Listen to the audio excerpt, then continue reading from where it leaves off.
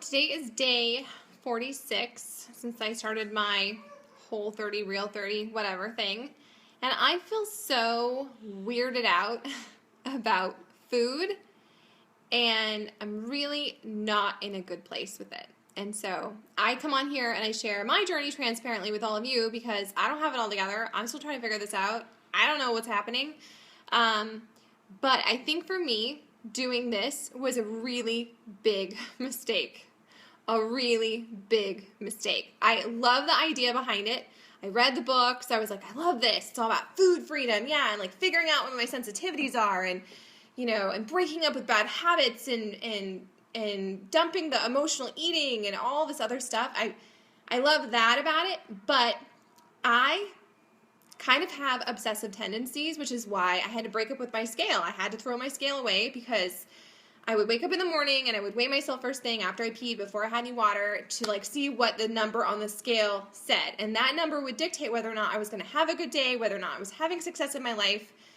And that was stupid. And so luckily I finally came to that aha, like the scale doesn't define me. A number on the scale, the size of my clothes, like that doesn't define me. And I got rid of it. I broke up with it. And so that's why I'm really, really loud about not using a number to define yourself. Breaking up with your scale. It's all about pictures and measurements and how you feel, right? It's all about how you feel first and foremost. And I'm doing all this because I want to model that for my kids. It's not enough for me to like tell them things. I have to actually live it, right? And show them, because that's how they're going to learn. So on my Beachbody journey, you know, I still, even though I've come so far, I would be bloated at night, and I didn't feel the best. And so I checked out the Whole30 book from the library. I was like, I love this. This makes so much sense. This totally makes so much sense. I'm going to do this. I'm going to be all in 100%, except for I drank my Shakeology every day. I know.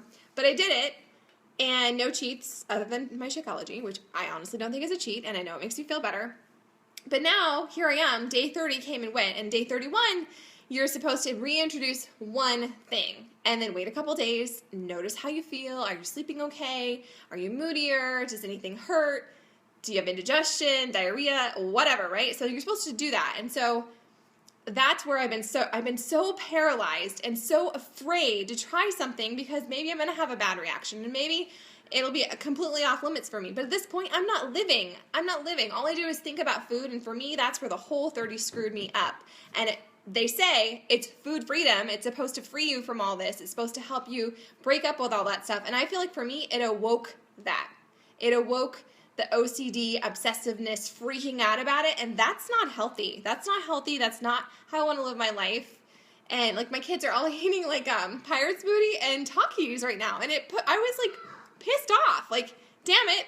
I want to have those, but I can't because I haven't reintroduced any grains. I haven't brought back corn. Oh my God, what happens if I do? And if I do, well then I can't have a glass of wine later. No, I can't do that. No, that's stupid. I don't like it. So, I don't know. I've been back and forth. I've been documenting my journey over on my like page, if you've been following it there. I don't know. I just feel really stuck. So if you have done it, I would love to hear how it went for you. Did you have a hard time reintroducing things? Is this normal? Like, I don't know. So far I brought back sriracha. No big deal, right? So I've had sriracha. I had 2 bites of cheesecake topping, which was a mistake. That was a big mistake. And I had like within an hour, I had really significant reaction to it. But that was a stupid decision because it was dairy and sugar. So I don't know which one it was. I'm pretty positive it was sugar. But then again, I don't know. I haven't had dairy since then. So I had that. What else have I had? I had a glass of wine. I had a headache at bedtime. I drank more water. I woke up fine. I wasn't bloated. No big deal. Haven't had any wine since then. I had a glass of hard cider, cheerleader beer, essentially, because everyone's like, cider seemed to go over better for me. I don't know. Again, I don't really know. What else have I brought back?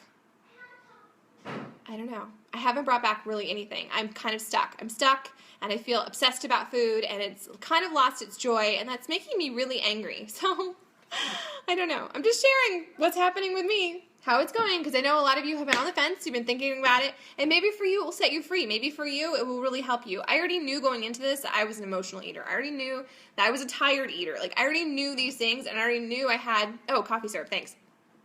I already knew that, I just already knew some of those things. And maybe it's for people who don't know those things about themselves. I don't know. I had 2 pumps of toffee nut syrup in my coffee yesterday. I'm bloated, but it's my PMS week too, so I don't know. But then tonight I'm like, well, I had syrup yesterday. Does that mean I could have something tonight?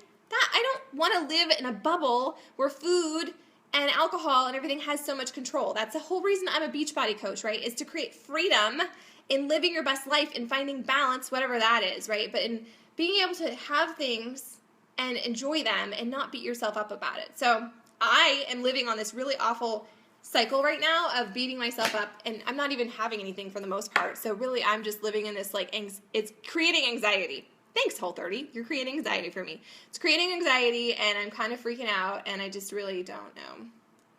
I don't know what to do next. So I guess stay tuned. Anyways, I just figured I would share all that with you because I know some of you have been following it, and that's what I do. I just share my journey. I'm a little guinea pig, and I share it. It's not all rainbows and lollipops over here. There's no lollipops. There's no sugar still. All right, so that's what's happening. I might bring back peas next. Crazy, right? Peas. Put that on the Christmas card. All right, now my children are having temper tantrums, so I have to go intervene or something, whatever, and see if the fish is dead yet. Stay tuned.